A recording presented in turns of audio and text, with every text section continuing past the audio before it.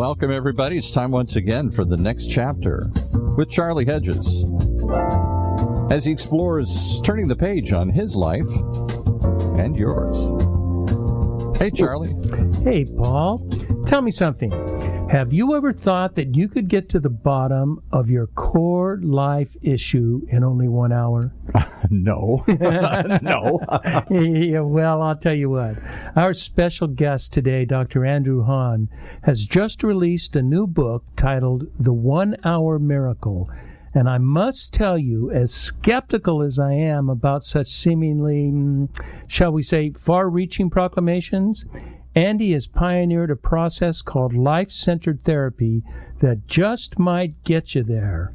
You will soon discover that Andy is one of the smartest guests we've ever had on the show, and maybe that's why he's a Harvard grad, I don't know. But Andy got my attention when he told me that our life's work is about the revelation of who we really are. Love it. So without any further introduction, let's bring on Dr. Andrew Hahn and talk about discovering a rich life of meaning and how we might find a way to manage or even dismiss our most limiting traumas and stresses. Andy Hahn, welcome to the next chapter with Charlie. Thank you, Charlie. It's a total joy, and just like I don't like over-promising and under-delivering or whatever, we'll do our best here, and I'm looking forward to this very much, truly. So thank you for having me. That's an honor. Well, thank you. That's very kind of you. And after our chat earlier in the week, I'm confident that you can deliver. I wouldn't have introduced it that way if I didn't think you could deliver. So our guests really have something special that you have to offer. And you know what, Andy, I have so much I want to talk to you about, and we have only a limited amount of time. So I thought, let's just get right into it. What do you say? I'm right in it already. All right. Let's start with this. What you have created a program called Life-Centered Therapy. And I'm curious, I'll just do all my three questions at once and you kind of address them. How is it different from other therapy? How did you come up or create this process? And how do you know that it's effective? So just sort of an overview of life-centered therapy. Well, how I know it's effective is even works for me, which I'm the biggest skeptic there is, and I've now been doing a version of this for almost 30 years, and my clients, who are the true experts, say that it's effective for them, and that's how I know it's effective, because I trust my clients that they're the experts of their own lives, and they're the ones who can really make an assessment if they feel freer or not. Yeah, I'm really curious how that comes about. I'm fascinated.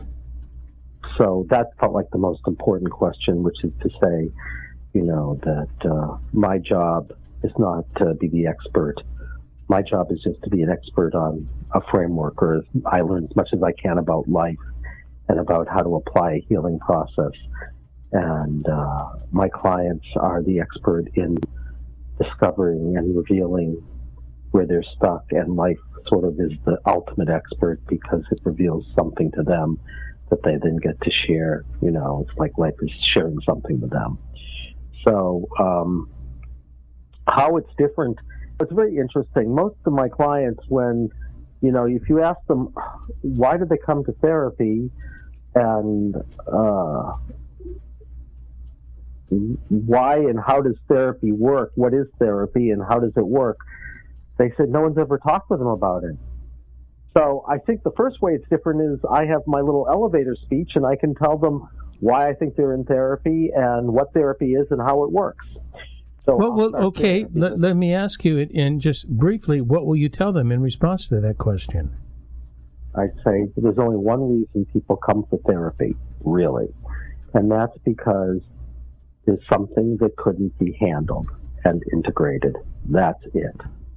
And no matter whether they call it something physical like chronic fatigue or allergies or chronic pain that no one can explain. So it's something physical or something, mental like anxiety or emotional like depression or They see they're in the same bad pattern of relationship over and over and over again, and they can't get out of it, or they feel alienated and a sense of despair. I think all of it is only one thing, which is there's something that can't be handled and taken in stride and integrated, and the very thing that you're suffering about is actually the best clue to what it is that is the story where you're stuck. So that's why I think people come to therapy.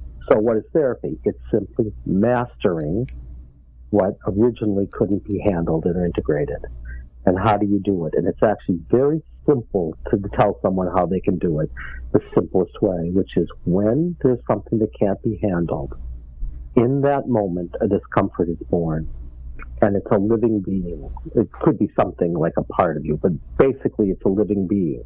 It was born in a moment just like Andy and Charlie was born in a moment, and it has its own life story and its own story to share, and it can even tell you the story of its birth. And the key is that we don't realize that it's a living being. We think, we unconsciously identify with it and think that it's us. And so all the therapy is moving from identifying unconsciously with whoever that is to being able to discover them, become aware of them, and allow them, and bring all our attention to them like we're going to become them from the inside out.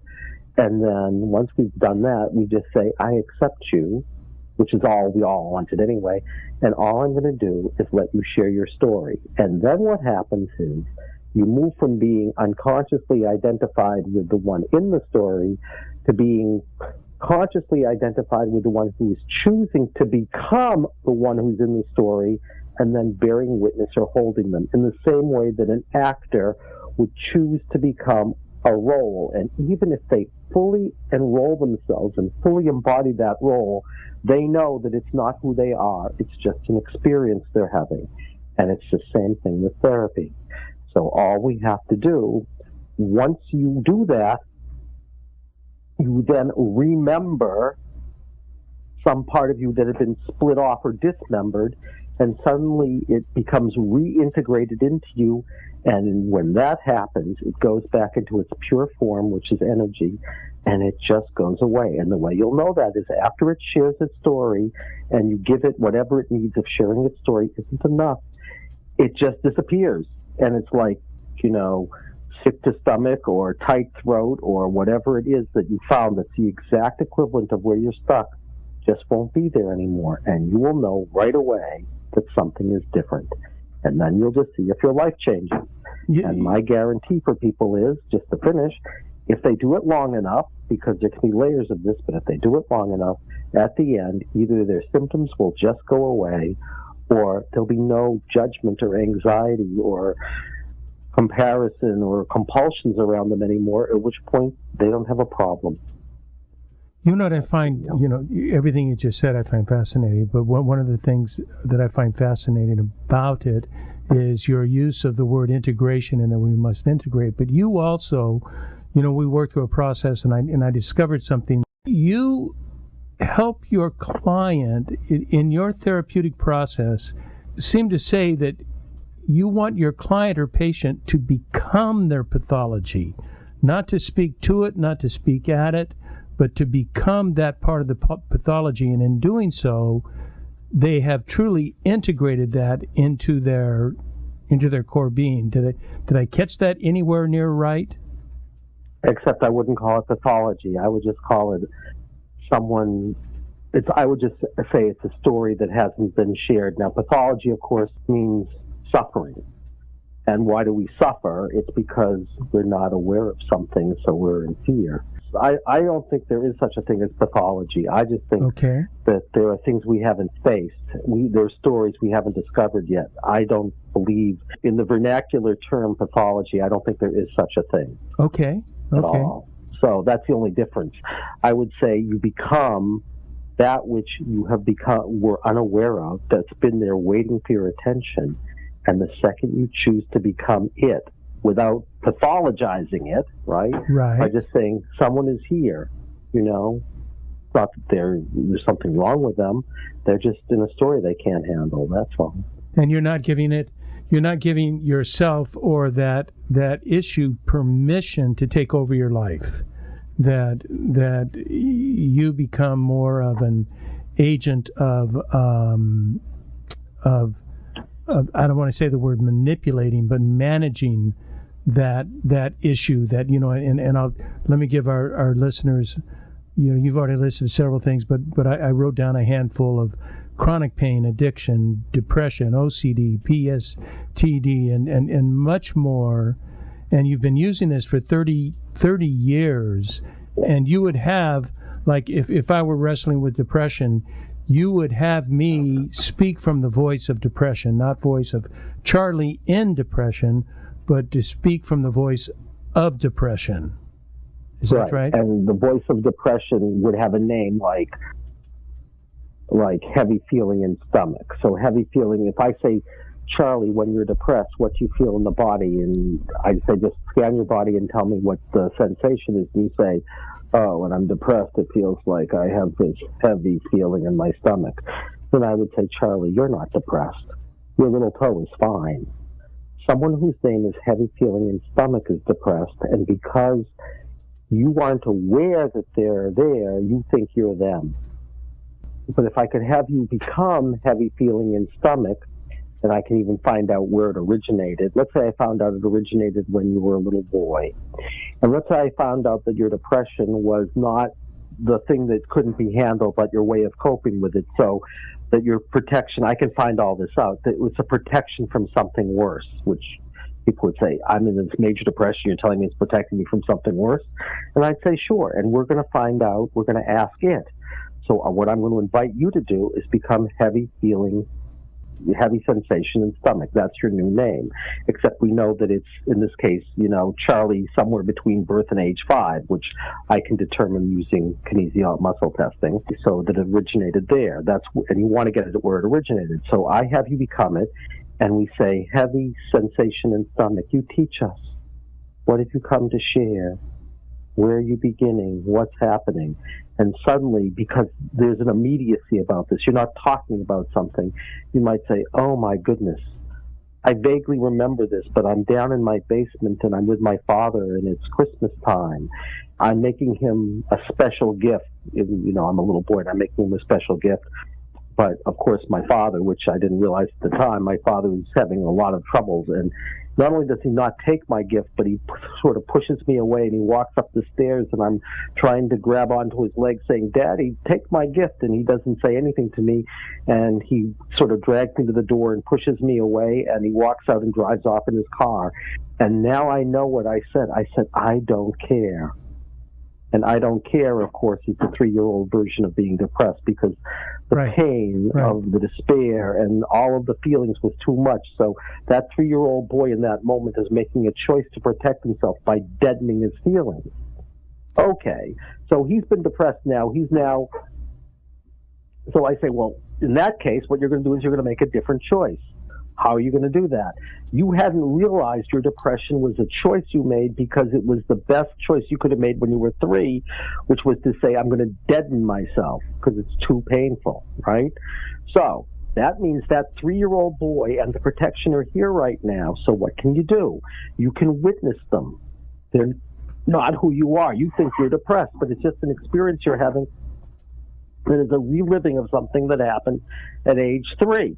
So what you could do is you could choose to bring heavy wet oatmeal sensation, which is actually what he's called it. I'm thinking of an actual situation. And the 3-year-old outside of you. And then what you could do is you could just channel loving energy into them until that little 3-year-old boy is healed with light. And you can say thank you to the depression, which is a funny idea, and say, you probably saved my life, but I don't need you anymore, so I can let you go. And if you channel light into it, it just transforms. And then you feel spacious inside when you say, well, what's going on here in this depression was that it covered over who you were before that a moment happened. So go into the spaciousness and find that truer you who was there up until that moment that incident happened with your father. And you go into the spaces, you say, oh, I see this little boy, and he's got golden hair, and he's dancing around, and he's creative, and he's everything. And I say, well, that's who you are. So put your hand on your body, because he's sort of like stuck at age 3, and you're going to invite him out, and you're going to invite him to just come forward and touch your hand and go forward and back and left and right and up and down until he fills you fully to overflowing. And he gets to keep that childlike, wondrous quality, but he also gets to have all your experience. So he also has all of your wisdom that you've gained over the last 18 years. And he does that, and then he says, his mother's there, and he says, this kid has totally lost his appetite. He said, Mom, I am so hungry. I feel so great, and I don't feel depressed anymore. I want to go out and get a double cheeseburger. And his depression went away in 25 minutes, which I'm not saying all depression does.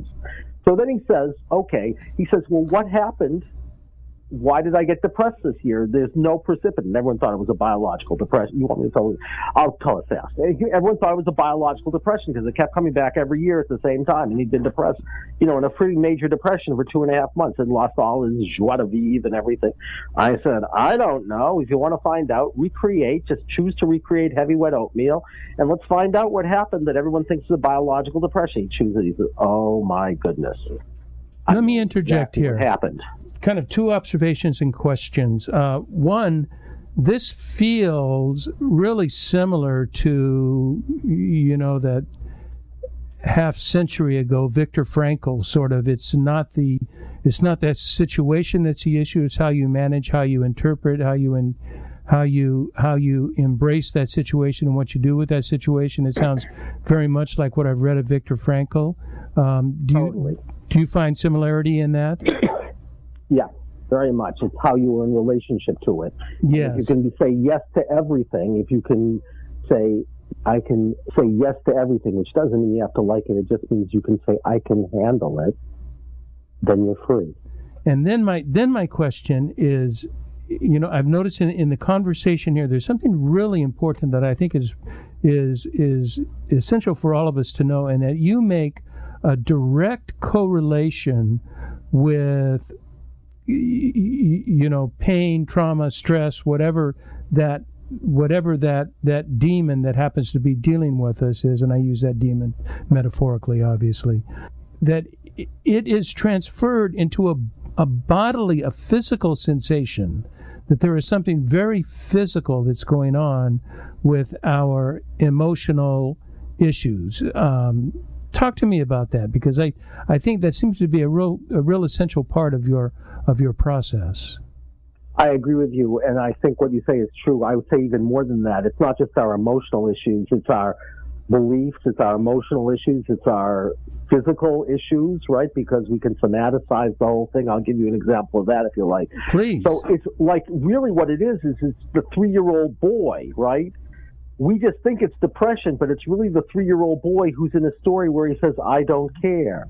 And think of all the things that go with that. Like, he loses his interest in life. He's very creative, but at this point he's not creative at all. He also has a major depression.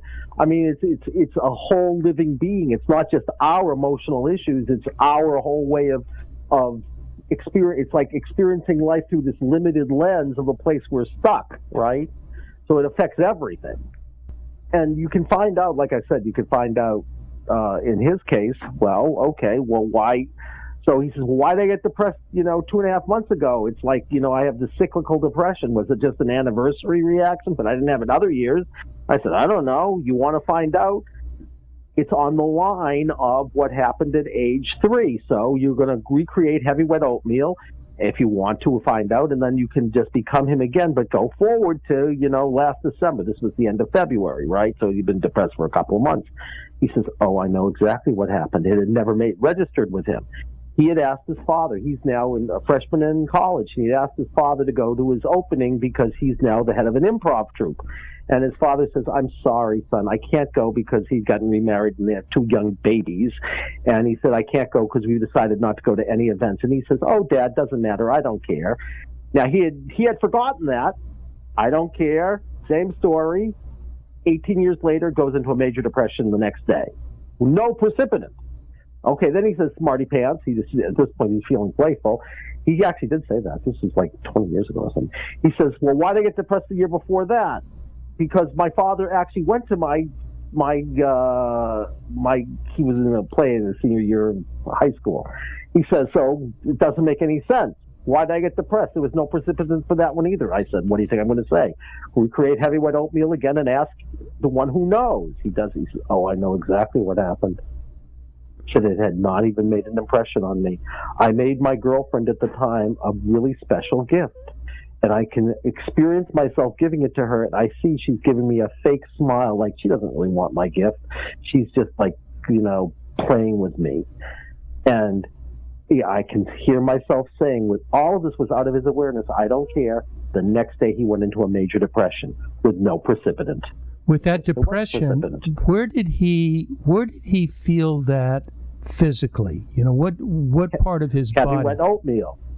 Heavy. You're using that term. I'm sorry, I'm not familiar with that term. In his stomach, he said, I feel like this sensation that feels like heavy wet oatmeal in my stomach. Oh, okay. It was this dense energy, and that's the way he described the dense energy. He said, it feels like heavy wet oatmeal. And I said, okay, so that's the sensation. Just sort of bogging him down. Really bogging him down, yeah. I know when you and I went through a little role model, and we unfortunately don't have the time for that here, but I was talking about a fear of being rejected, and you asked me, what does your body feel? And I said, I feel numb. And then you said, let numbness talk. And my first inclination, Andy, was to tell you what I thought about numbness. So it was Charlie outside of numbness talking about numbness, and there was a major shift, Andy, when you had me say, no, Charlie, that's not my question. My question is, I want numb to speak to me. I want to speak with numb. Oh, go ahead. Yeah, I said to you, I didn't say let numbness talk. Because I know what I say. I said, Charlie, your job is to become numbness from the inside out. You're going to bring all your attention there, like your new name is numbness. And then I didn't say let numbness talk, because then I'd be talking to Charlie. I said, numbness, you teach us. What have you come to share about feeling rejected? What's happening to you, numbness? Where are you beginning? Then you started to talk as Charlie, right? Which happens occasionally. And I said, Charlie, you don't know. It's like someone's in the room and you're talking to them and someone says, I know what's going on with them. I said, no, your job, Charlie. And then you can talk about what the difference was like because you know it from the inside out. I said, no, you're going to become numbness. And it's like numbness is going to use your mouth, but it's really its mouth. You're just going to be it, and you're just going to share whatever numbness has come to share. Andy, this is a brilliant process. I mean, this is truly a brilliant process, because I've got to tell you, having experienced it, it takes me to a whole different place in my emotional, physical, and mental. It hits all parts of my body, and having numb speak, and not me speak about it, but speaking directly from it. There were truths that came out, and we were limited on time. We did it in 10 minutes, and I'm thinking, how in 10 minutes did you get me there? That is a brilliant process. How in the world did you come up with that process? Well, first, tell us, Charlie, because I don't know. That took us, I think you're right, it took about, we said 8 minutes. Did you notice a difference afterwards around any of the things you were concerned about rejection? Oh, yes. Absolutely. It was not an issue. It was not me. It was impacting me, but it was not, I like your word of integration, handling and integration. I was not really integrated with it. It was an outside force that was invading me, and integration is an understanding of numbness, an understanding of the downsides of that says, this is not me. I am not that. That is the result of something else. Right. It's just an experience. An experience, precisely. Exactly. And then you remember it. And then it's not like you unconsciously live it, right? Just like that young man was unconsciously living out the story of what happened to him 18 years earlier because he couldn't handle it. So in that moment, that sensation was born. It's 3-year-old him, except it's taken on a life of its own. And our job is to say, I will be with you. And as soon as I am with you, that changes everything. How I came up with this, well, people have done body-centered therapy for a long time. Okay. But the idea, most people, when they do body-centered therapy, not everybody, say, if numbness could talk, what would it be saying, right? Of course, that mediates it because now I'm talking to Charlie again. I'm saying, Charlie, if numbness could talk, what would it be saying? And it just occurred to me, I mean, you could say they're moments of grace. I said, why would I have Charlie talk about numbness? Numbness is a living being. Everything is consciousness.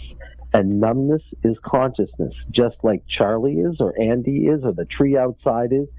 And its name is numbness. And Charlie's name is Charlie. And there's no difference between the two. And so everything we experience, every sensation we experience in our body is a living being who's come to share a story. If you have a headache, if I said one thing to your audience, I say, if you have back pain and no one understands why you have it, and it's chronic, and doctors say, we don't understand, I'd say the reason they don't understand is it never occurred to them that their back pain was a story from 2,000 years ago where you betrayed a lot of men and then you ended up being stabbed in the back.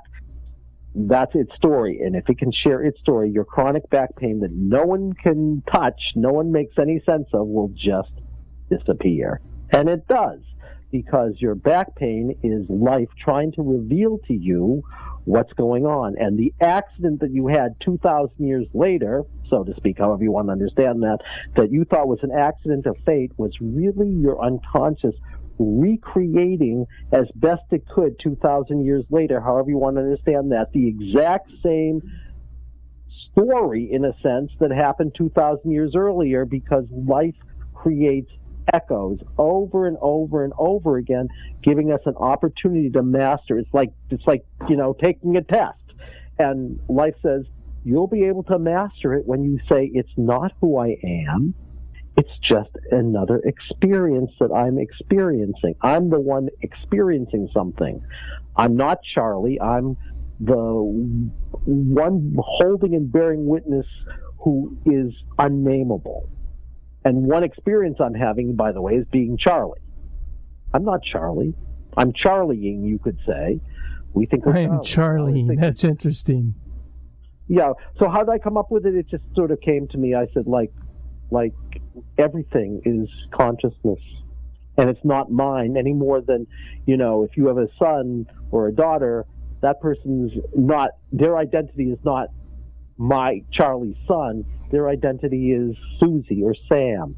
And I said, it's the same thing. We're all a community of living beings, and every sensation that we have is a living being, and everything that we can't just take in stride, if we really scanned our body, we would find a sensation that's the exact equivalent of the thing that we couldn't take in stride. And that just, you have a few moments where you say, oh, that makes total sense, and then you go on, except that you realize most people don't understand things that way. But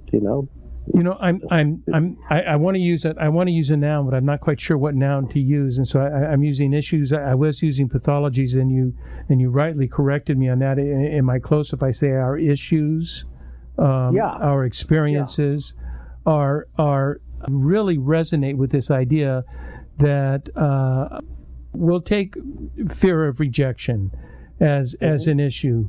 It truly is a living being. That's a new thought for me, Andy. That is not something I have really considered in the past. That it is a living being that comes to me to share a story and to identify with some action that I'm doing now, and to relate to that action and saying, this is just a repetitive story. This is just happening all over again. And see, I told you that this was happening.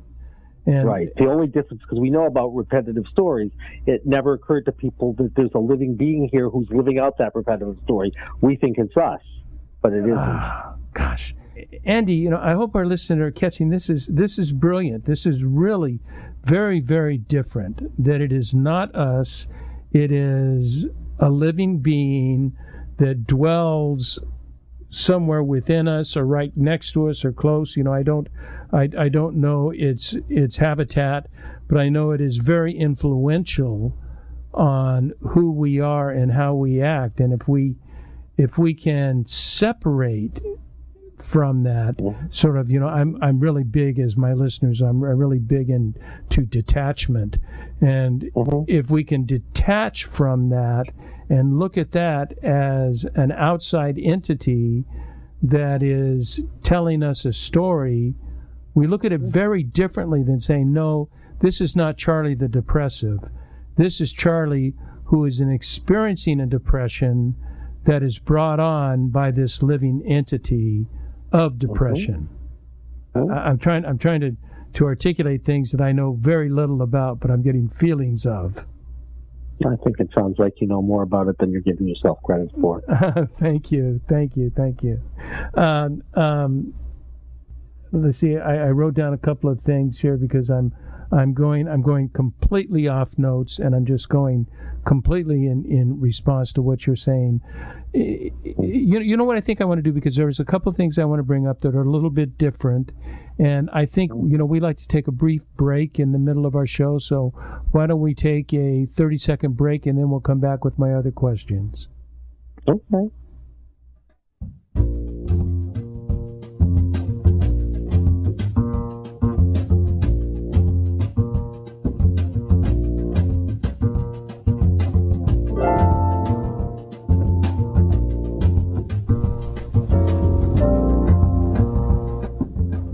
Hi, this is Charlie Hedges, and you're listening to The Next Chapter with Charlie and our very special guest, author, psychologist, creator of life-centered therapy, and writer of The 1 Hour Miracle, which we will get to. And we have talked some really interesting, unique, and pioneering thinking of the use of psychology today.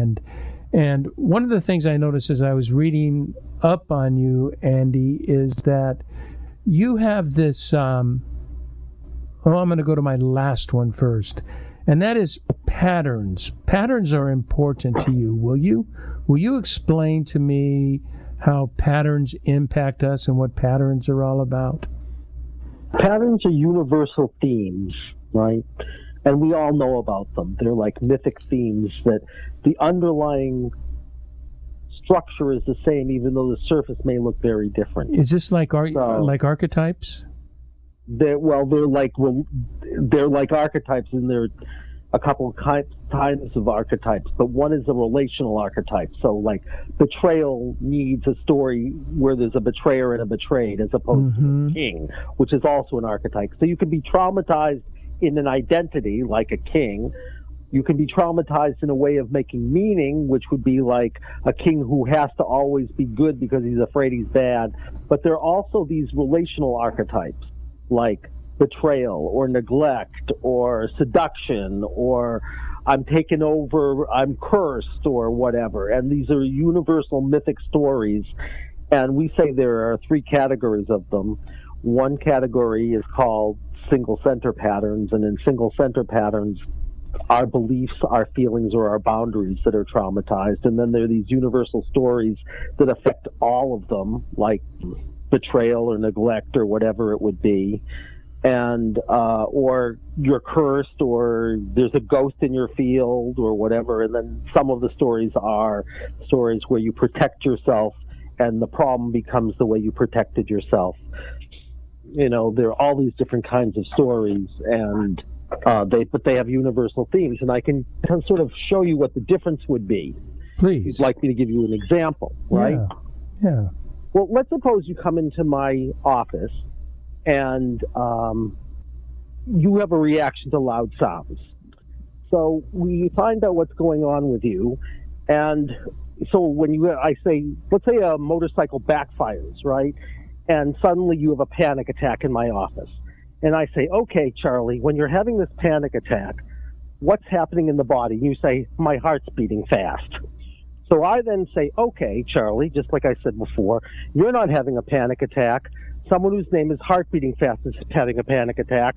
So just bring all your attention there, and we're going to say panic attack. You teach us, what have you come to share? Where are you beginning? What have you come to share about panic? What's happening to you? And suddenly you say, oh my God, I'm in a war, 17 years ago in Afghanistan. Bombs are going off near me and I can't handle it. And I'm hearing all these sounds and I think I'm going to die, et cetera, et cetera, et cetera. Except now it's not you anymore, right? It's heart beating fast. So the next time a motorcycle backfires, you remember, you say, it's not that I'm unconsciously leaving it out. I now am remembering what happened, but I won't have the same, when that motorcycle backfires, I won't live it out. I'll say, I'm remembering what happened 17 years ago. That's straight, right? Now I'm going to give you a different version, but the same symptom. Let's suppose this time you come in and the motorcycle backfires again and you start having a panic attack. But I find out that your panic attack and your reaction to loud sounds isn't the problem. It's a symptom of a deeper theme. And in this case, we'll say the theme is betrayal. So I say you can't work directly on your reactions to loud sounds because it's not the problem. It's just one revelation, one manifestation of a deeper thing called betrayal. And how did you find that out? We've mapped out all of these themes and we've named a lot of them. Okay. I've given you a few of them, and I can muscle test, and I can say your reaction to loud sounds, is that the most important thing to work on? And it will say yes or no. And if it says it's not the most important thing to work on, because I have to explain muscle testing, but if it says it's not the most important thing to work on, I'll say, can we choose to work on it directly anyway? Let's say muscle testing, which is really your soul talking, says no. Then I'd say, is that because it's not really what the problem is, but there's a deeper issue and it's affecting this and other things also, and therefore it's foundational to it. And let's say the muscle testing, which is, like I said, a way of accessing sort of your deepest intuitive knowing, says yes. And then I can say, well, do you know what that theme is? And then you'll say no. And I say, do I find it? And it says yes. And then I can run through a whole list of themes and I find out it's a theme around betrayal. Okay? So far, so good? Yes. Got it. Okay, so betrayal, then you want to get somebody into betrayal. So let's suppose there's a way of inducting somebody in, so you have them say something about betrayal, and it depends on what it is. But let's say it says the best way to really induct somebody into that betrayal story is to have them to say something like, I betrayed a trust. So I would then have you say, that reaction to loud sounds isn't the problem. It's I betrayed a trust is the problem, and one of the things that manifested, one of its symptoms was the reactions to loud sounds. Okay, so when you say I betrayed a trust, then I say what's happening in the body. And not only do you say your heart's pounding fast, but you also say throat is closing up and I have this strange pain in my foot. In fact, I'd even tell you that I have this limp that nobody understands. So I say, great. What you're now going to do is you're going to become you're going to become three things now because it's really one being. Heart pounding fast, throat closing up, and pain in foot. That's your new name. And when I talk to those, I say, okay, heart pounding fast, throat closing up, pain in foot. What have you come to share about betrayal? Where are you beginning? What's happening? And suddenly you say, this is really strange. But I'm in a war, but now I'm seeing I'm in a strange uniform, and I think I'm in World War I, and I'm not a soldier. I'm leading a group of soldiers, and I'm not paying enough attention. I'm sort of distracted, and suddenly I've walked them, because I'm not paying enough attention, I've walked them into an ambush, and bombs are coming out of the sky, and I'm watching these bombs falling on them, and they're dying and they're getting injured, and I can't stand this, so I can't stand watching them, and I think people are going to judge me about this, so I take out my pistol and I shoot myself in the foot, and they come and find me, and I want to say that it's shrapnel, but they know it really isn't shrapnel, and I'm just so ashamed. Okay, now, let me tell you what that person didn't tell me when he came in this case. Not only does he have reactions to loud sounds, He has terrible OCD. Now I'm going to tell you how he describes his OCD. He says, if I don't pay enough attention, the sky's going to fall. And I want you to notice he's telling you a story. His very language is telling you the story of what's happening, which is bombs are falling out of the sky. So he's literally telling you a story, right? And then he says, I have this ADHD that people are telling me about, and I feel like not only do I get distracted, but I feel so guilty about it, like, I'm going to miss something because I'm distracted. Well, he's still telling you his story. He's just not aware that he's literally telling you his story. He's not talking metaphorically. He's talking literally. And he says, I didn't even tell you about the pain in my foot. I had this, big rock fall on my foot, and the doctors just said, that happened 7 years ago, and they're saying you should not be still having pain in the limb, but I still have a pain in the limb. And then he says, whenever it is that I have a leadership opportunity, it's like I shoot myself in the foot. Okay. So literally. What do we got here? We have a guy who has chronic foot pain, who whenever he has an opportunity for leadership, he shoots himself in the foot. He has OCD, which he feels like the sky is falling. He has ADHD, and he feels like, oh my God, if I get distracted, something terrible is going to happen. And he has reactions to loud sound. Okay? Now, if the only reasons for those, because sometimes it's layered, but if the only reasons for those were what was going on, we'd say, oh my goodness, there are some soldiers in 1916 who couldn't handle the fact that he couldn't handle the fact that he made a mistake, and a lot of his men were injured and died because of it. Now, if he could do a practice where he says, I'm going to make amends with those men, which we don't really have time to talk about, but there are all kinds of ways of doing that. Let's suppose he's shared his story and he's made amends, and suddenly, miraculously, in 25 minutes, all of those symptoms just go away. Now, that's why when I told that story to someone who said, oh my God, it's like a miracle. In fact, there are stories like that. We have stories like that. And those stories are biblical, because you say, how is it possible that chronic foot pain, an inability to be a leader, OCD, ADHD, and panic around loud sounds could all be gone in 20 minutes? And it's because they're all unfolded into one story of betrayal. And if there's no other layers to it, it looks like the Bible. Then he begins to see it clearly. All go away. What? He begins to see it clearly, and with fresh eyes. He's not living it out unconsciously. Right. You know what I'm noticing in your process? There was another question in the process of patterns. They're very closely related to root causes, are they not? We're always looking for the root cause, right? Because if you get anything after the root cause, if I work on your reactions to motorcycles that are backfiring, I'm just getting a symptom. I have to find out what the crystallizing moment where the root cause is of that symptom, because everything else afterwards is just an echo. And what really gets people into trouble is they can do a lot of work in this lifetime, but let's suppose something crystallized, however you want to understand it, because your belief systems are none of my business. But let's suppose that person who had chronic back pain because of a different betrayal story, and she finds out that betrayal story happened 2,000 years ago in a Roman desert. And her accident that she thought was totally an accident, she describes almost to a T the way she described what happened 2,000 years ago, except she didn't realize that she was describing both incidents in the same way.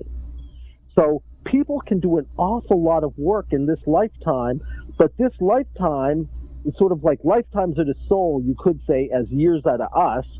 We can be reenacting stories that could be from lifetimes ago, whether it's what we want to call it karma, which you'd have to say, well, it's reincarnation.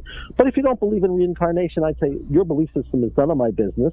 We could call it imaginal. We could call it personal mythology. We could call it undreamed dreams. We could call it could be from childhood. It could be from anything. We have about 3 minutes left, and I have a final question for you. That's sure. That's a bit on the more personal side for you. You have this book, the 1 Hour Miracle. You have life-centered therapy. What are your hopes and aspirations for the new book and life-centered therapy? I have two different hopes, one of which you're helping me with right now, hopefully, which is I want everybody, if everybody just knew that whenever they were suffering, suffering meaning sort of like it's not just they're in pain, but they're in pain about their pain, right? That suffering, they're judging it, or they're anxious about it or whatever. And I say, when you're feeling that, all I want your audience to get is, when you're experiencing that, scan your body, find the sensation, bring all your attention to it from the inside out, and then you're going to speak its story. If everybody just did that, I will tell you, the mental health in the world would get a lot better fast. And I am so passionate about the fact that obviously people be free. Right? Obviously, yes.